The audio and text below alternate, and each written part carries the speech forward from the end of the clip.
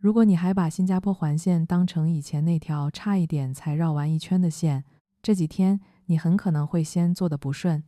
问题不只是晚几分钟，而是你原本那套看站名、认方向、抓换乘的习惯已经开始失效。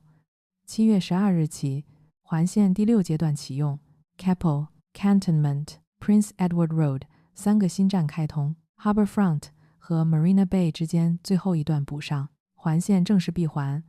表面看只是多了3站，但真正变的是整条线的运行逻辑。你去上班、接孩子、转巴士，甚至以后看房选地段，判断方式都会慢慢变。今天我只讲3件最关键的事。为什么这不是单纯多3站？为什么很多人会先不习惯？为什么这条线通了之后，新加坡接下来几年的通勤和城市布局都会跟着变？你这几天坐环线，有没有在哪一站多看了2次指示牌？评论区告诉我。先把这件事放回新加坡的日常里看。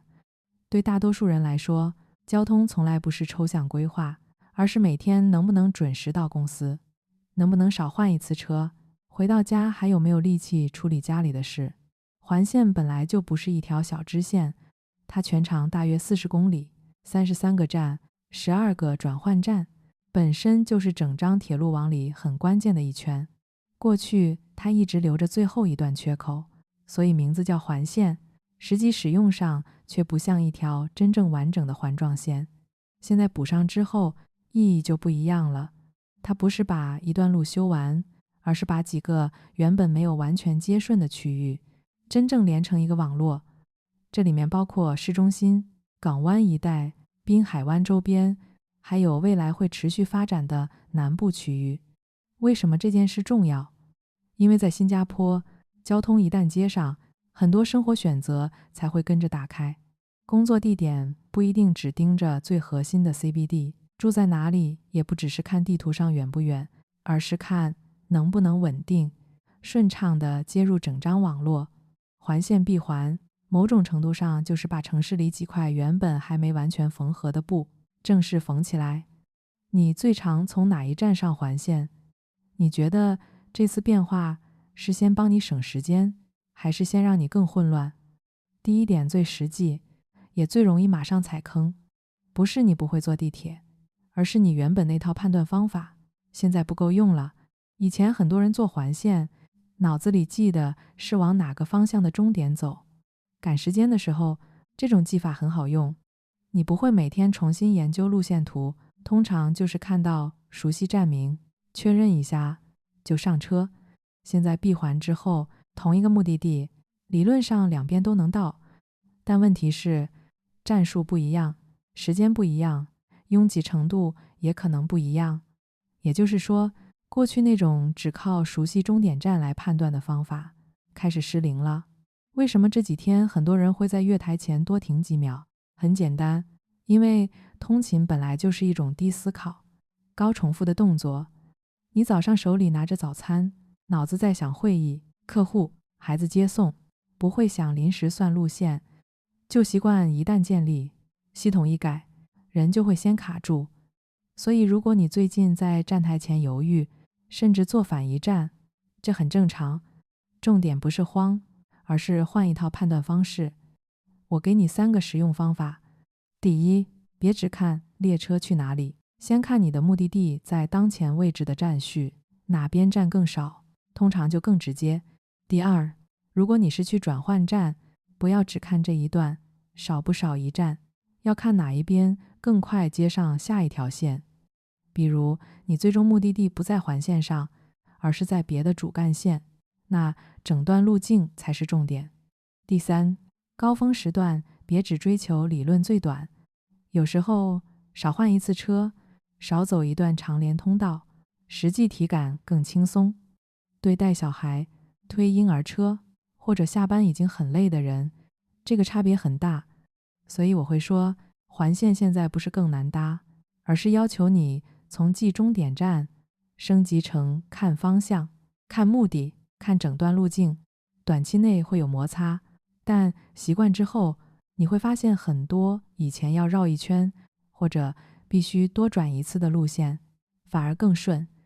你现在看环线，是先看终点站，还是先看顺时针、逆时针？第二点，要从交通往城市规划再看一层。环线全通真正服务的不是今天这一班乘客，而是新加坡接下来很多年的空间布局。很多人看交通新闻，只会先问一句：我有没有省到时间？这个问题当然重要，但如果只停在这里，就会低估这条线。因为在新加坡，铁路建设通常不是等一个区域完全成熟了才补进去，而是先把连接铺好，再让工作、住宅、商业和公共空间沿着交通慢慢长出来。环线第6阶段补上的是 Harbourfront 到 Marina Bay 之间最后的缺口。这个位置很关键，因为它把南部一带和整张铁路网的关系重新接顺了。官方这些年反复提到南部滨水区，不是没有原因。一个区域如果未来要承接更多人流、就业和生活设施，交通不能等到最后才来，否则居民先不方便，企业先不敢进，区域活力也很难起来。交通先到，城市才比较容易长出来。环线的特别之处就在这里，它不是一条只把人送进传统市中心的直线，而是一条能分流、能横向连接的圈。对普通上班族来说，这会慢慢带来一个变化。以后找工作不一定非得盯着最核心的 CBD， 找房时也不一定只看离屋节远不远，而会更在意能不能快速接上几条线，能不能更稳定的到不同就业区。对准备来新加坡生活的人，这个判断尤其重要。真正决定你时间成本和生活弹性的，很多时候不是住的离市中心多近，而是你有没有接在一个高质量网络上。如果未来3到5年你要换房或换工作，你会不会把靠近环线转换站看得更重？第3点是最慢发生，但影响最深的一层。环线闭环改变的不只是你今天怎么坐车，而是你接下来怎么安排生活。官方提到，这次通车会让超过1万名乘客直接受益。这个数字说明，变化不是象征性的，马上就有人会感受到差别。但大型交通项目真正大的影响，通常不在第一天，而在之后几年里，大家开始做出不同选择。先说工作，通勤一旦更直接、更稳定，一个人愿意接受的工作半径就会变大。以前你可能看到一份工作不错，但想到每天要多换2次车，回家太晚，就放弃了。现在如果路线顺了，你会重新考虑。再说住哪里，环线全通之后，部分区域的可达性会改善，尤其是有孩子的家庭，或者夫妻上班地点不在同一区的人，少一次换乘，往往比少2公里距离更有价值。这里给你3个实际建议。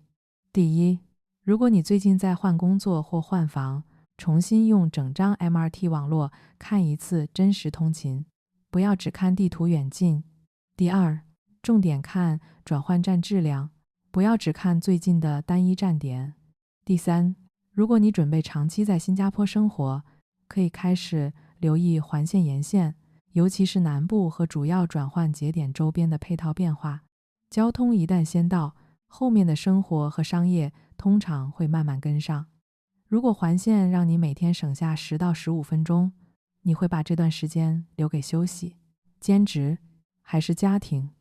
所以这次新加坡环线全通，最值得记住的不是终于补完了，而是你的新加坡地图要更新了。